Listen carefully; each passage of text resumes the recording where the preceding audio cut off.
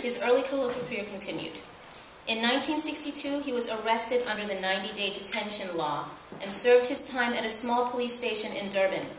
He was denied communication from the outside, including family and friends, and the only items he had were a Bible and a mattress that his fiancée, Melta Inflapo, arranged to have placed in his cell. Otherwise, he would have likely slept on a thin, lice-infested floor mat. During his time in detention, he endured severe interrogation by the special branch, yet he did not break down. He also went on a hunger strike, and it was only broken when he was allowed to have food brought to him by Melta, though it was thoroughly inspected before it was given to him. Little did they know that the food was donated by sympathetic white doctors with whom Melta worked. After he served his 90-day detention, he was released at 2 a.m. As he walked to the bus stop to take him to Lamontville, he was rearrested for a second term of 90-day detention, because while the law said that after 90 days detainees had to be released, the law said nothing about being rearrested as soon as the 90 days was served. This time, he was taken out of town to the Amanzimtoti police station. His family and friends did not know where he was. They did not know that he was rearrested, and he was not allowed to contact them. Eventually, he was charged and sentenced to 3 years at Robben Island, where under brutal conditions he managed to finish his Bachelor of Science degree. During his entire stay there, Melta was permitted to see him only once every 6 months and only for 30 minutes. After his release from Robben Island, he married Melta Inflapo in 1967. He also had to abide by strict rules of conduct during his release. For instance, he was not permitted to be in the company of more than 2 people at one time, and he had to report to a Durban police station once per week. In addition, the special branch made random visits to his home to monitor his activities. One day while his wife was hanging laundry, he was in the house playing Monopoly with 3 people when the special branch approached the house. Though Melta saw them approaching, there was no time to warn the others inside. When the special branch entered the home, they found Fred alone in the bedroom, and because he was not found in violation of his release order, the special branch left with no incident. How was Fred found alone with no warning? He happened to be in the bedroom looking for a lost Monopoly piece. Though close encounters would come and go, in July 1968, Fred received a letter informing him that he had to leave the country. He, Melta, and their 2 children left South Africa, aided by Amnesty International, which helped families relocate to England. They would denounce their citizenship, their passports, and forced to venture into the unknown.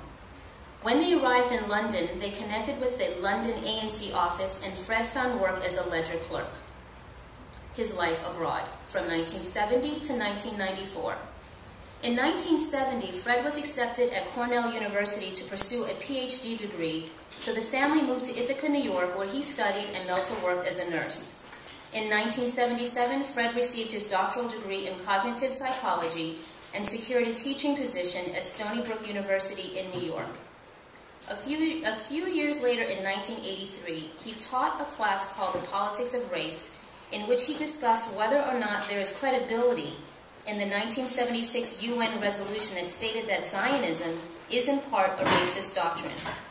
Though he concluded that such a general statement cannot be made, and he was cleared of any misuse of academic freedom by a Stony Brook committee, controversy ensued and put his teaching position and tenure track in serious jeopardy.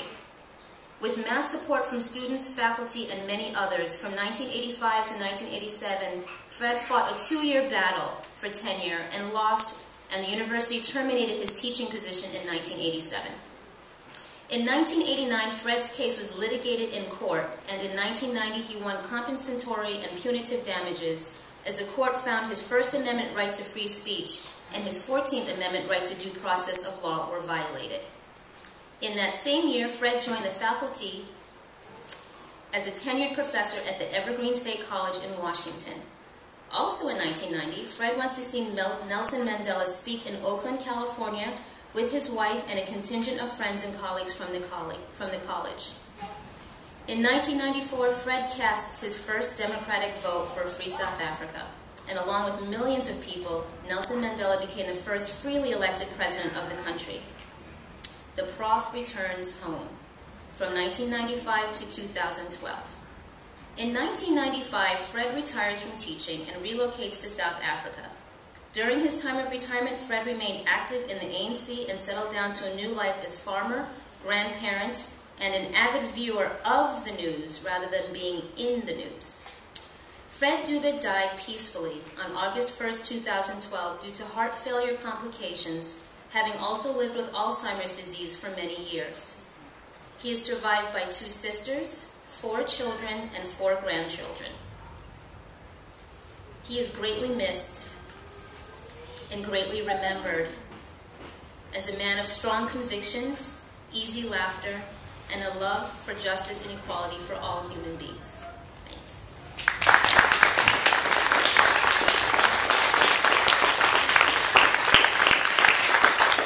The next part of our program, we are going to be honored by some footage from the homecoming ceremony that Zola and I attended in South Africa for our father's burial. And during our time there, we met with lots of different people, including many people from the ANC, from various offices in various provinces. One such person that we met was Dr. Zweli Mkhize, who's the premier of KwaZulu-Natal province. And during the memorial service, he gave a wonderful, wonderful speech, said many interesting, powerful, personal notes about our dad. And following, after the sound of my voice, the next voice you're going to hear is going to be a Premier Mkhize. Thank you.